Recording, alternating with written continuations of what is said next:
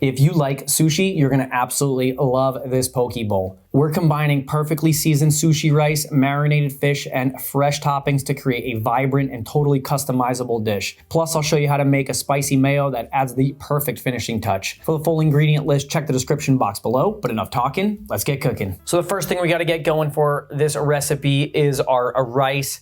You can use just a regular jasmine or like a basmati rice, but we're gonna go super traditional and we're gonna use a sushi rice. So if you look at the grains of sushi rice, they're a little oblong and they're not so like long, they're more like round. This is gonna give it a very similar texture to sushi. In fact, this is the rice that they use for sushi. So let's prep this rice. The first thing we gotta do is we gotta rinse it. We're gonna make sure that we rinse the rice of all the starch so it doesn't become too sticky. A lot of people don't think it's important to rinse rice. I think this is an absolutely essential step to get the right texture on any type of rice, including the sushi rice. So I'm gonna run some hot water and I'm gonna give this a rinse for about a minute until the water starts to run clear. You can see that the initial water is a little cloudy. That's just all the starch and rice powder coming off the rice. After rinsing for about a minute, it'll start to look much more clear, and then we know that we've gone far enough. How I like to rinse it is I like to spread it around the strainer. I like to use the spray function on the strainer, and that'll give it good pressure to give it a nice good rinse, just like it's taking a shower. You can see now that the water running out of the strainer is way more clear. It's not cloudy at all. So we've rinsed this enough. Let's go on to our next step for our rice prep. So now I'm gonna take the rinsed rice and I'm gonna put it in this sauce pot. Now to this cup of uncooked rinsed rice, I'm gonna add a cup and a half of water, and we're gonna let this soak for about 20 minutes before we cook the rice. Let's set this aside and let's do some of the prep, and then we'll come back to the rice once this is done soaking. I'm just gonna leave that there. So while we're letting our rice soak, we're gonna make a traditional sushi rice. So we're gonna take some vinegar, we're gonna add a little salt and a little sugar, and we're gonna set that aside. So after our rice is done cooking, it's steamed and it's cooled, we're gonna take that cooked rice and we're gonna mix it with this seasoned vinegar. And that's really what makes an authentic sushi rice. And that's what the flavor, like when you eat sushi and you're like, wow, this rice tastes like sushi rice, that's really what makes the rice taste like that. So now from here, I'm gonna take some rice vinegar and I'll put a tablespoon or two inside this little ramekin. And now from here, I'm gonna put a pinch of salt and a light spoonful of sugar. Now we're gonna take this and we're gonna give this a little mix. This only takes a couple seconds, but now we can set this aside and this is done. So when our rice is finished, it's already ready for the rice.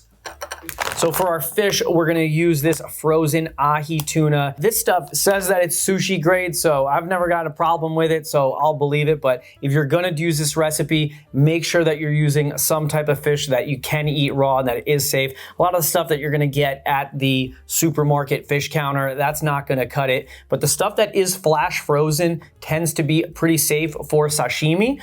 Reason being that when they flash freeze it, it kills a lot of the bacteria. So you don't really have to worry about any bacterial parasites in the food. Totally safe to use and to eat raw. In fact, they even have a tuna poke bowl recipe on the back of this bag.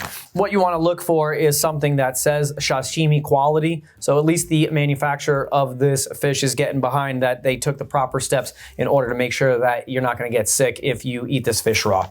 So these are individually sealed, so let's open them up. So this fish is completely frozen. It's not ready to eat, but it definitely makes it easier to cut. So, take it out of the fridge, leave it frozen, and then use a sharp knife to cut maybe like 1/2 inch pieces thick, and then we're gonna cut those down into cubes. So, again, you can't eat the frozen fish, but it definitely makes it a whole lot easier to cut.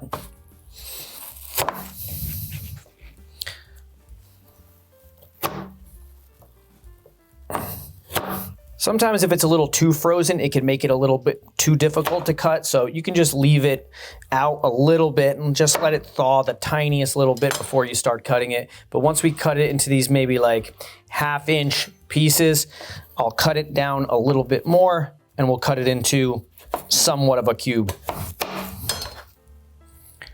And we'll take these and we'll put these inside of a bowl. And now this will take a couple hours to defrost, if not overnight. So you'll have to prepare this step well in advance because you don't want to warm this up in the microwave or to use it any heat because that's just going to start to breed bacteria. You want it to defrost nice and slowly. Overnight is going to be best. So doing this one step the day before can really help make sure that you get your poke bowls on dinner table on time.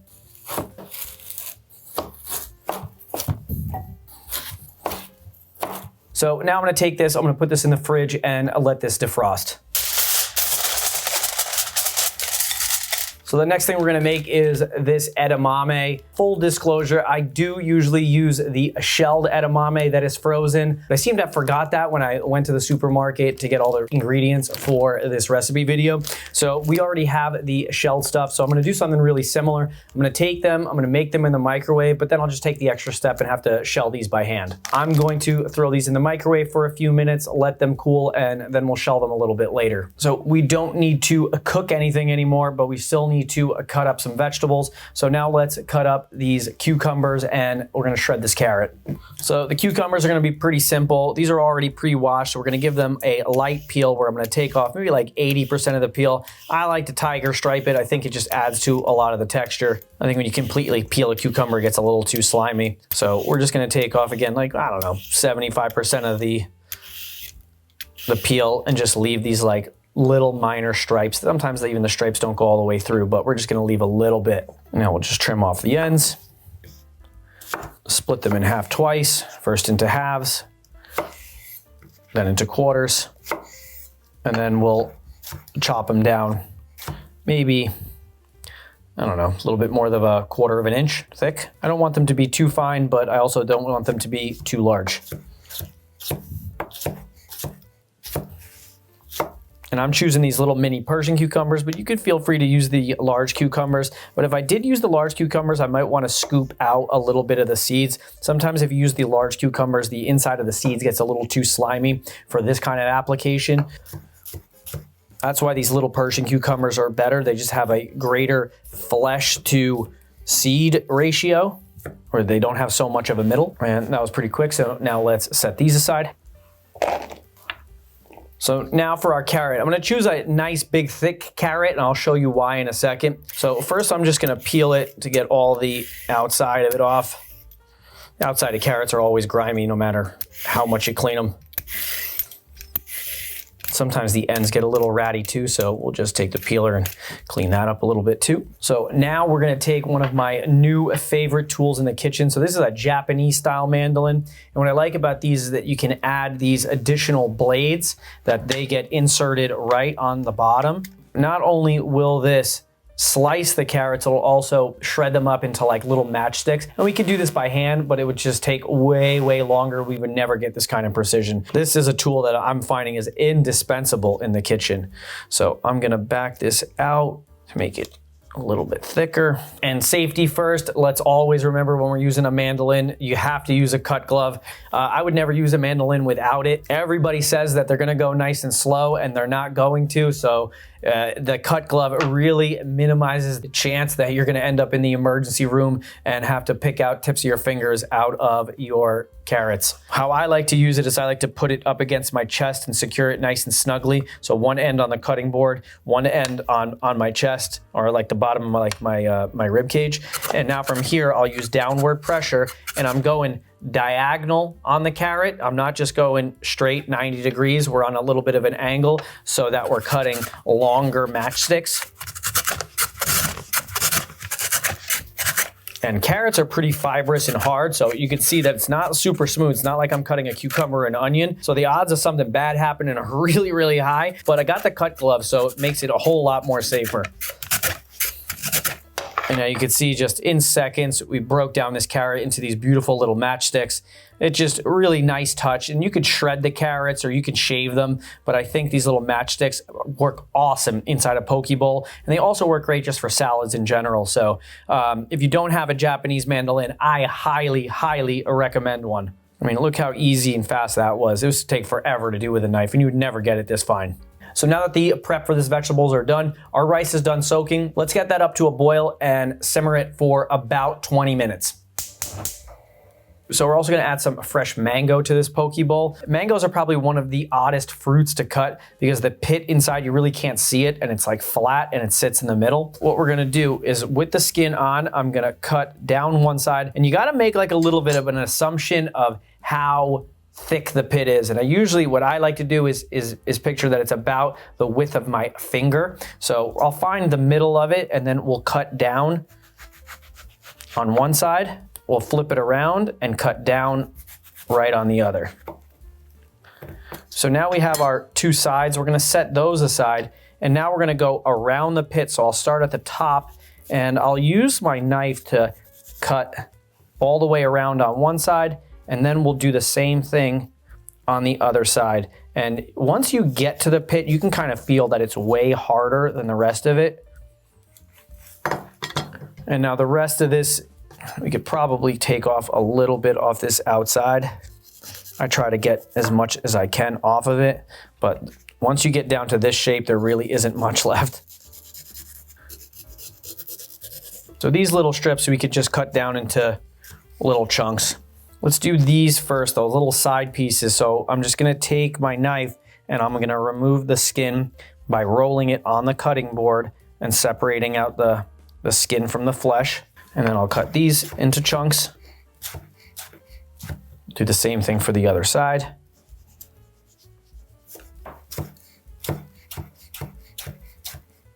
And now for this part, I'm gonna cut this very similar to how I like to dice an avocado inside the skin. So I'm gonna take my knife tip and I'm gonna drag it inside the mango. Here I could do it on the cutting board. I don't wanna put my hand behind because this skin is very thin. It's very likely that I could push the knife right through. So I'm gonna hold it on the cutting board to keep it nice and still. And I'll just drag my knife tip on the inside of it and I'll cut down in little lines. Then I'll turn it 90 degrees and do the same thing going the other way. So now we've kind of pre-diced the mango already. And now I'll take a spoon and I'll cup the mango in my hand and I'll use the spoon to remove the mango from the skin. And if there's any pieces that maybe I didn't go all the way through, I could just take my knife and just follow whatever line I already got. And I will do the same thing to the other side. So first we'll cut strips all the way down. Turn it 90 degrees, do the other side. And now take our spoon and remove all our mango with just the skin left. And again, if there's any pieces, you just break those up by hand. They shouldn't be hanging on by much. And that's how you dice a mango. So next up on our prep list is gonna be this avocado. So first we're gonna slice it in half. Open it up, remove the pit. So now what we're gonna do is we're gonna remove the skin from the avocado and we're gonna leave the avocado intact because this time we're gonna slice it. So once we get the skin off nice and whole, I'll just take my knife, flip the avocado upside down and just drag it all the way through and cut these super thin slices. Once it's cut down into slices, we can just push it nice and flat. Avocado is sliced and ready for the bowl. So the last of the vegetables that we're gonna have to prep is gonna be the scallions. So first we'll just cut off the ends where they're just a little ratty. And now we're gonna push them all together and with nice sharp strokes, cutting super thin because we wanna pile these up nice and high. I'm gonna cut down just the scallion greens, and when they turn from green to white, that's when I'll stop. And to store scallions, so these are the rest of the scallions from the bunch, and these are the ones we just cut. What I like to do is I like to take them and put them all together and just take a damp piece of paper towel and wrap it right around the roots. And then I'll take the same bag that I got from the supermarket and I'll just wrap the bottom where the paper towel is. And this is how I will store them inside the fridge. And they last quite a long time, just like this. So the next thing we're gonna make is gonna be our spicy mayo. This is really easy. We just gotta mix a few things. So we're gonna start out with this Kewpie mayonnaise. This mayonnaise is the best Japanese mayonnaise. You can totally use regular mayonnaise. I've used avocado oil mayonnaise, but for this recipe video, I wanted to make it super authentic. So we're going with the Kewpie mayonnaise. This stuff is fantastic. And every time that you're eating spicy mayo, Japanese restaurant, sushi place, this is what they're using. So let's take a little bit of that. We're gonna put this inside of a bowl. So now to this, we're gonna add a little bit of sriracha, a dash of this rice vinegar that we saw before, and a little sesame oil. We're gonna mix this up. So now we're gonna store this inside a squeeze bottle for application on top of the poke bowl. So now let's set this aside, and now let's get to that fish. So our rice is done cooking. Now we just need to make the marinade for this fish. This is fish that I already cut up last night, so it's been sitting in the fridge overnight. It's already nice and thawed. It's still cold and still great to eat. So we're gonna start off with a 1/4 cup of soy sauce, and I'm using the low sodium soy sauce. Oh, just enough.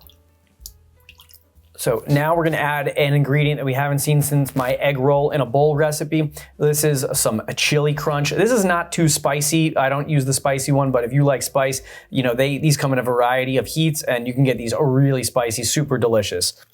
These tend to separate the inside, the crunchy part and the oil in there. So just give this just a little bit of a mix. And we're gonna put a nice spoonful inside there. Next up, we're gonna put another splash in of this rice vinegar. And this goes in so many Asian recipes. Even though poke is really not an Asian recipe, it's a Hawaiian recipe.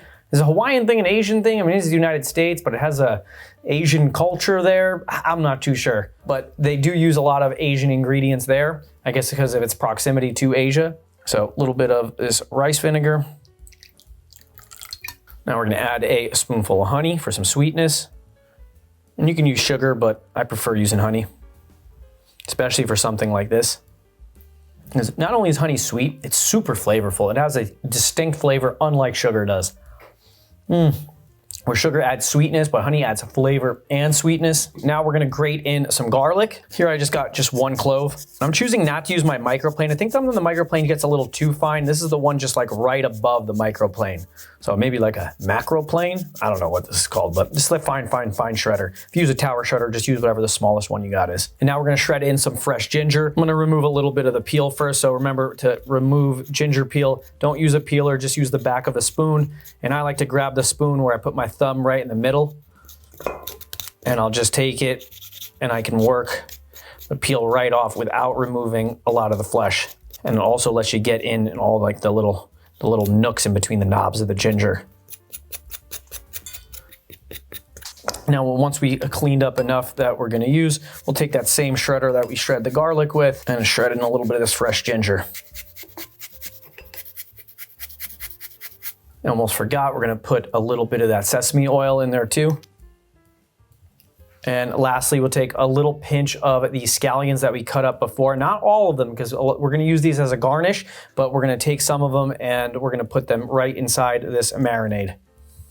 Now there's some stuff that we're gonna wanna break up in there, make sure it mixes nicely, so let's use a whisk. You can do this with a spoon or a fork, but if you really need to mix things, especially things of different textures and consistencies, I think the whisk works way better. With a spoon or a fork, you can get some clumps and lumps. Here you got the opportunity to break everything up and get it nice and well incorporated. So once that looks like it's mixed really well, we're gonna take this, we're gonna pour this right on top of our cut up ahi tuna.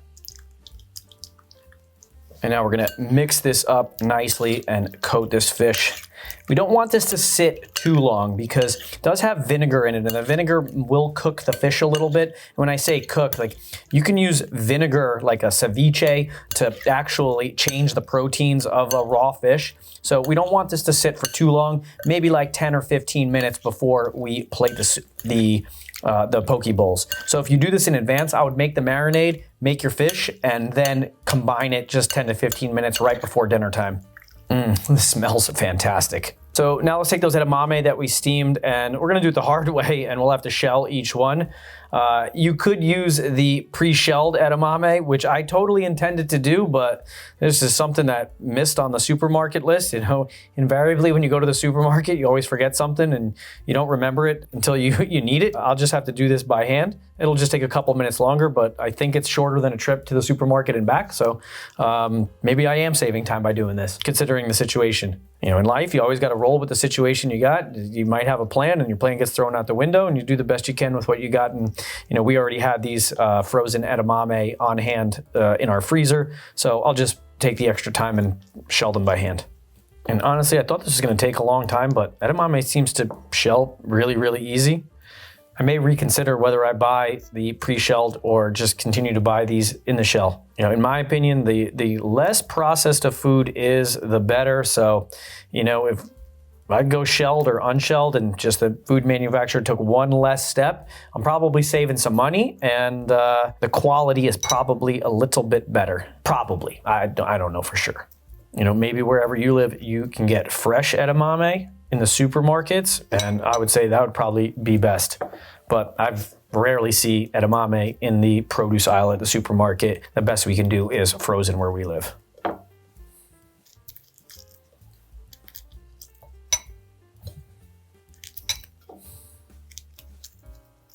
That wasn't bad at all. I actually overestimated how long that would take. That was really, really fast. So we steamed our rice. It's been sitting there for about 10 minutes. It's cooled down and steamed inside the sauce pot. So now let's take that seasoned rice vinegar and mix it with the rice and finish our final step before we can build these poke bowls. So I'm gonna just fluff the rice a little bit before I add the seasoned rice wine vinegar. And I'm gonna add it just a little bit at a time.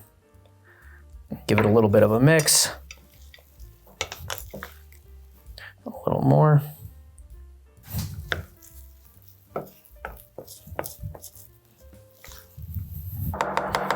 So now that our rice is seasoned, our vegetables are cut, our fish is marinated, let's build a poke bowl. So let's start off with a base of our sushi rice. So we'll take a scoop of that and we'll put that right in the middle on the bottom. I like to spread it out a little bit. We're gonna build everything on top of it.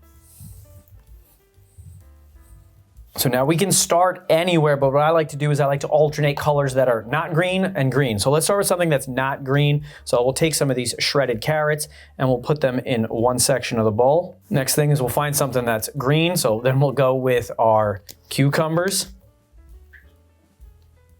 And we're gonna go with back to not green. So now we're gonna go those diced mangoes.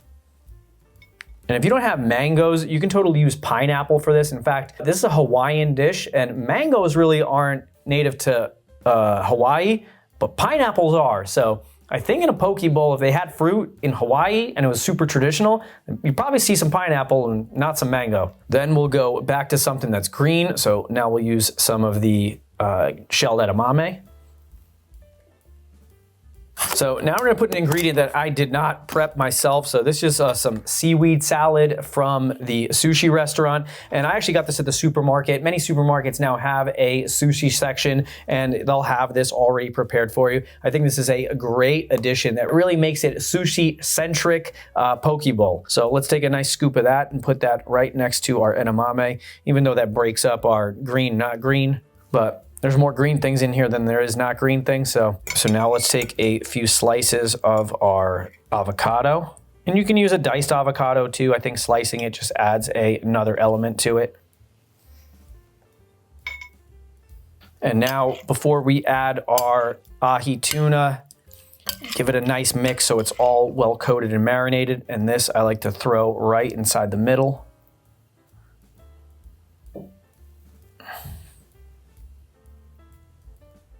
Now we're gonna sprinkle it with some sesame seeds. So first some white sesame seeds, and some of our black sesame seeds. Now our spicy mayo. Some scallions. I like to pile those right on the top. And the last thing we're gonna add is gonna be one of these little seaweed snacks. So this is just like roasted seaweed snacks. They come in these little sheets. and they're very similar to the nori, the sushi wrapper. And I like to just take these and just stick them just right on the side of the bowl, and you'll just crumble those up and mix those in. Now, how amazing does this poke bowl look? I am so excited to try it. This looks absolutely fantastic. It looks like something that you would get at a high-end Japanese or sushi or Asian-centric restaurant. If you like sushi, or if you're not even sure if you like sushi, this would be absolutely something to try. I am super excited to try it. I mean, there's no right or wrong way to eat these. What I like to do is I like to take these little nori sheets and just like crumble them up and like rip them up on top. These is something that, you know, you can totally leave it out, but I like it in. It really gives it that whole like sushi kind of flavor profile. So it's really hard to get a little bit of everything on one bite. This reminds me of eating the ramen we made a couple of weeks ago. There's so many components to it. It's really hard to get everything on one bite, but we'll do our best. So we're gonna go with some of the avocado. We got a nice big piece of tuna on there. Let's throw a little nori on there. I'm gonna see if I can pile up some mango, maybe an edamame. This is gonna be an epic bite. I mean, this is like a sushi roll in a bowl. It is so good. And I don't like making sushi at home because I don't think I'm that good at rolling it. But making these bowls, that I'm confident to do. And this tastes so good. Oh man. The spicy mayo, the texture of the fish. I mean, this is pretty light too. So it doesn't feel like a heavy meal. I don't know why I just blew on that. Nothing's hot in here.